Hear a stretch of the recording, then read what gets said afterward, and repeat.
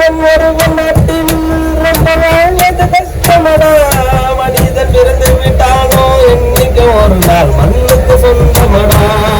உன்னை தாத்தா பிடிப்பாங்க, பிற தாளத்தை கழிப்பாங்க.